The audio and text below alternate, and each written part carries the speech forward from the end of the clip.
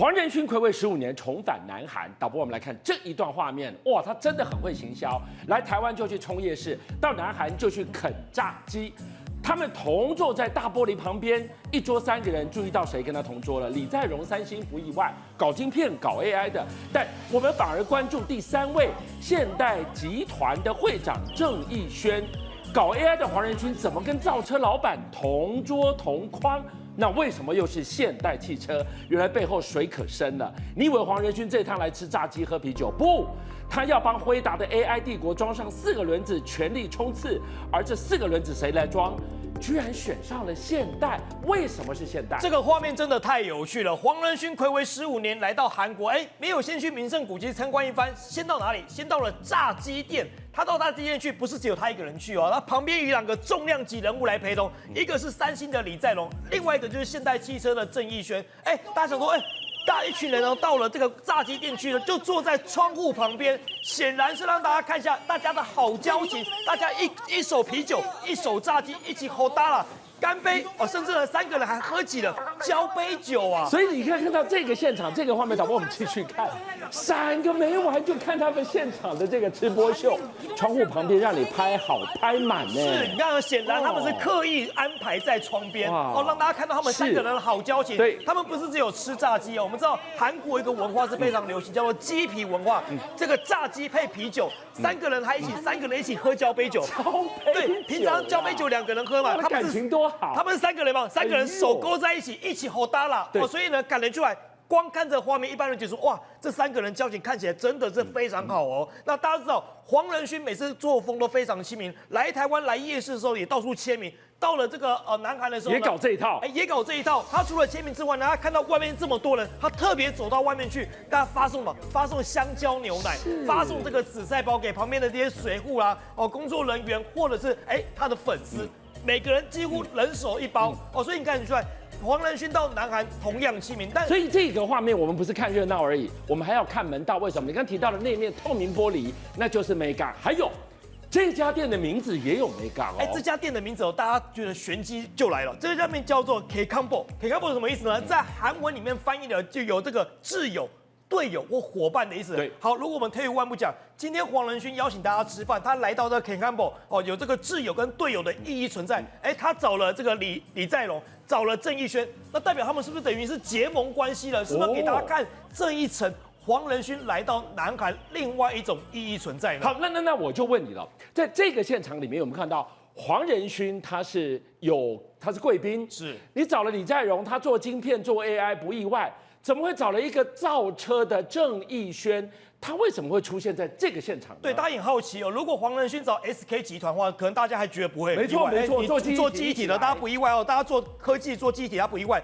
怎么多了现代汽车的郑义宣呢？原来郑义宣现在不得了，他除了是现代汽车之外呢，现代汽车也收购了波士顿的动力公司。波士顿动力公司在做什么了？就是做人形机器人了。大家看这画面，这个机器人就是波士顿动力公司所生产的机器人，大名鼎鼎。而这家公司，我们一直觉得这是美国的一个招牌，一个门面。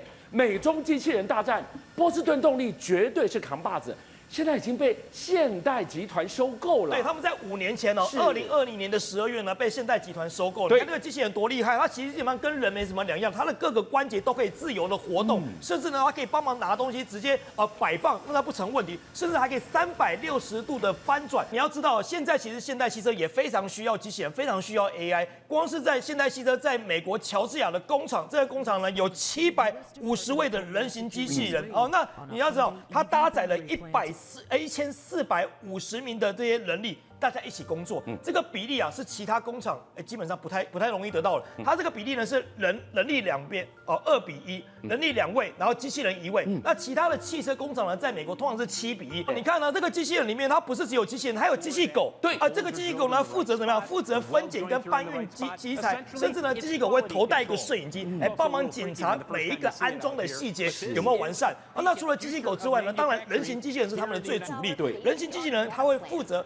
搬运材料，那甚至呢还安装车门。以前大家想说是人力来安装车门，他们现在现代汽车在美国的乔治亚工厂是用机器人来安装车门。所以我刚刚说回来，就是黄仁勋为什么要把现代集团拉掉掉？原来现代集团就是辉达伺服器 AI 算力的出海口。没错，所以呢，它等于是利用了辉达所建构的 AI 平台，等于来帮这个整个平台工厂呢建立了数位孪生的一个情况。所以你就知道，现代汽车呢是需要 AI 需要辉达，那辉达同样也需要这个现代汽车，因为你知道大家互利共生，这个市场才会一起往前进。现代汽车呢现在不得了，它击败了大众汽车，在哪方面击败大众汽车呢？在全球的利润排名上面，光是今年上半年的营业利润它已经创下了13.1亿韩元。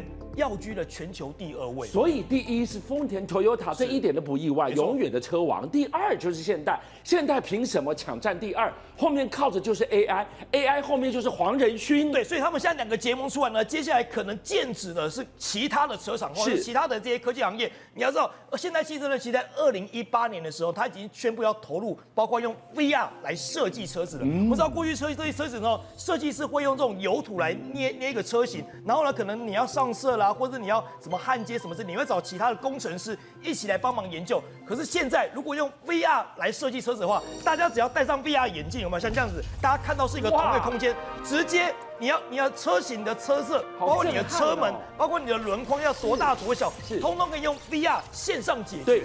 所以成本非常省，时间也非常省。光是设计的时间可以省20%，设计的成本至少省了15%左右。所以黄仁勋的 AI 助权之下，现代透过了辉达，它可以 AI 设计，是 AI 造车，甚至车子上路之后的车子脑袋的构联，通通都是 AI， 满满的 AI 让它抢占了全球车坛的第2名霸主的地位。我就问，所以现在满满的背后的车市的商机，谁能够抢占 AI？ 谁能够抢占最大的利润？